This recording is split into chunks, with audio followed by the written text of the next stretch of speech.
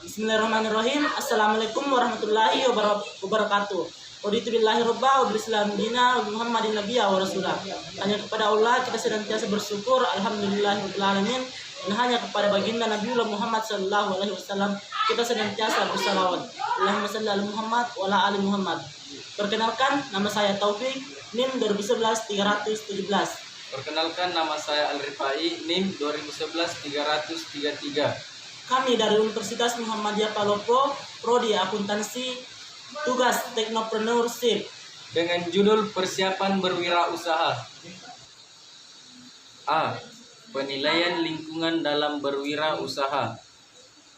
Yang pertama, lingkungan keluarga. Nah, di sini lingkungan keluarga merupakan media utama yang sangat berpengaruh terhadap perilaku perkembangan anak, di mana lingkungan adalah keseluruhan fenomena, peristiwa, situasi, atau kondisi fisik alam atau sosial yang mempengaruhi atau dipengaruhi perkembangan individu. Terus yang kedua itu adalah pendidikan kewirausahaan. Pendidikan, di mana pendidikan ini adalah usaha sadar yang dilakukan oleh keluarga, masyarakat, dan pemerintah melalui kegiatan bimbingan, mengajar, dan latihan. Terus yang ketiga itu lingkungan masyarakat, di mana lingkungan masyarakat di sini adalah lingkungan di luar lingkungan keluarga, baik di kawasan tempat tinggal maupun di kawasan lain, yaitu menyangkut hubungan dengan lingkungan.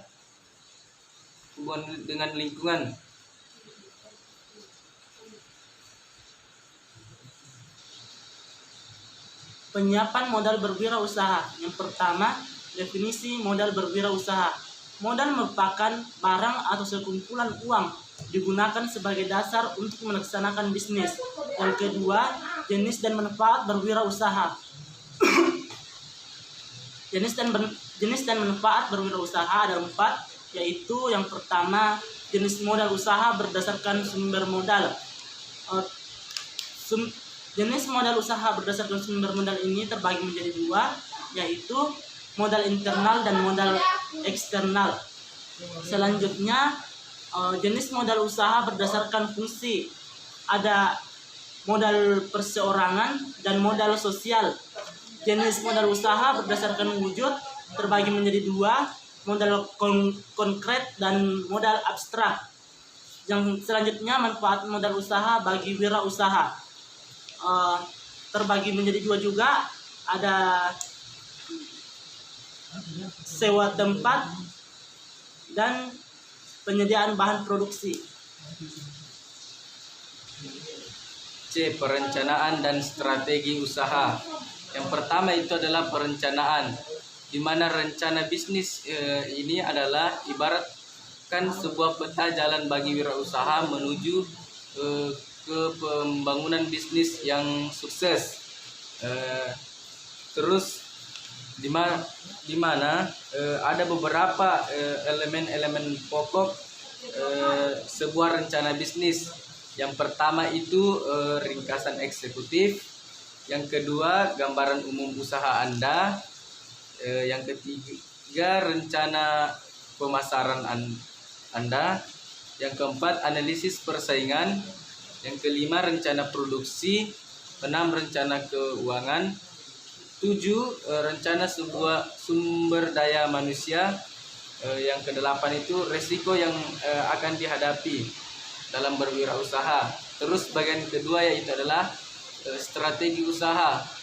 Nah, di sini strategi usaha Anda adalah cara Anda dalam berwirausaha atau keahlian Anda yang bisa Anda keluarkan untuk usaha Anda.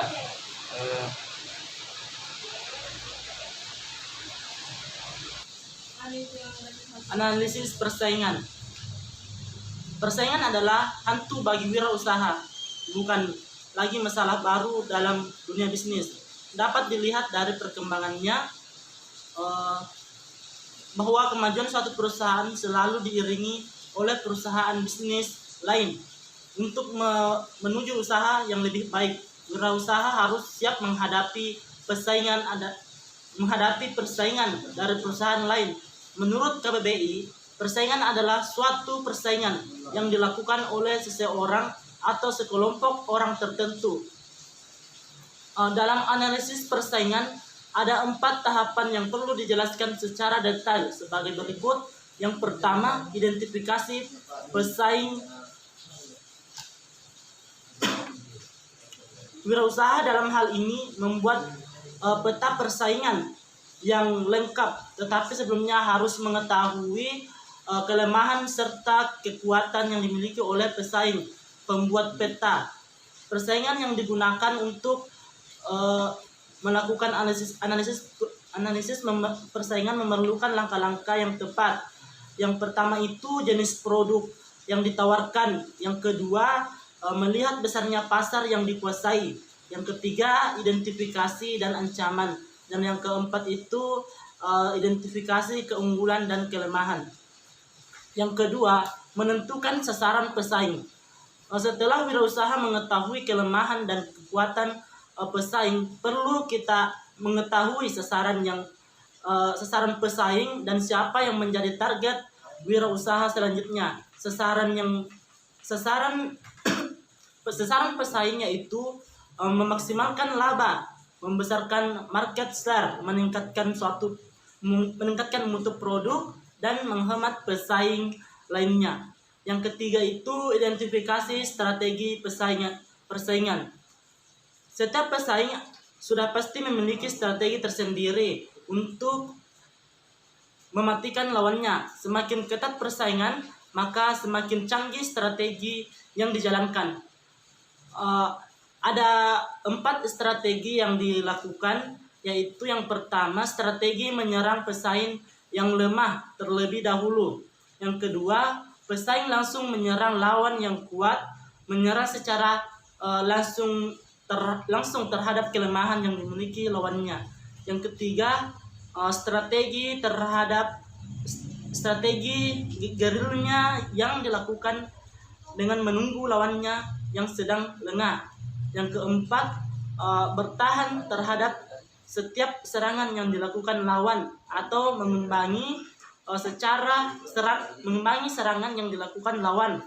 Selanjutnya, strategi menghadapi pesaing. Strategi menghadapi pesaing ada 4 yang dilakukan untuk posisi-posisi sebagai berikut. Strategi pemimpin pasar. Pemimpin pasar meliputi berbagai hal seperti menciptakan produk baru dan memberikan promosi, meningkatkan kualitas produk yang sudah ada, dan hal-hal sebelum dilakukan oleh pesaing. Strategi penantang pasar. Strategi penantang pasar merupakan penantang pimpinan pasar. Bukan tidak mungkin posisi pasar yang dipegang oleh pemimpin pasar akan segera diambil alih oleh penantang pasar. Selanjutnya, strategi pengikut pasar. Pengikut pasar merupakan pesaing yang hanya mengikuti kegiatan pemimpin dan penentang pasar seandainya akan melakukan penyerangan. Yang diserang adalah peluang pasar. Selanjutnya, strategi peluang pasar. Relung pasar merupakan pemain yang dimiliki lingkungan tersendiri tanpa dipengaruhi oleh pesaing lainnya. Posisi ini memiliki celah tersendiri dalam pasar. Terkadang posisi ini tidak pernah dipedulikan oleh pemimpin pasar atau penantang pasar. Tujuan utama yang dijalankan oleh relung pasar adalah dapat hidup terus dengan pertumbuhan sedang. Manajemen kelola usaha. Jangan hanya berpikir dengan adanya modal usaha akan berjalan dengan baik. Jangan salah, ada hal yang penting yang perlu diperhatikan, yaitu manajemen kelola usaha dapat berjalan lancar karena adanya sistem yang baik atau sesuai. Sistem berkaitan dengan manajemen yang baik diikuti dengan inovasi terus dilakukan secara kontinu. Wirausaha harus menerapkan manajemen usaha dalam setiap bisnis meski skalanya mikro sekalipun. Manajemen adalah sebuah proses merencanakan, mengorganisasi sampai mengendalikan kegiatan apapun termasuk usaha. Hal ini perlu diterapkan untuk mencapai tujuan bersama secara efektif dan efisien melalui pemanfaatan sumber daya. Sementara itu, untuk manajemen usaha merupakan proses perencanaan hingga pengendalian.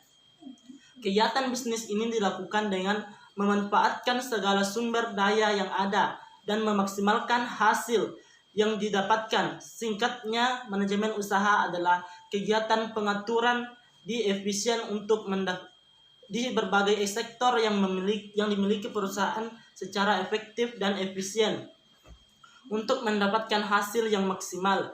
Jika kerjasama selalu diterapkan dalam sistem, artinya tidak bekerja secara sendiri, maka usaha akan berjalan dengan baik.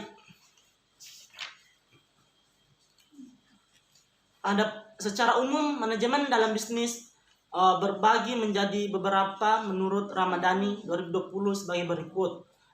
Yang pertama, manajemen keuangan, di mana manajemen keuangan ini segala hal terkait dengan keuangan termasuk penjualan, pendapatan, pembelian, utang, dan piutang yang harus dicatat dengan baik untuk memudahkan pemeriksaan dan pembuatan laporan keuangan.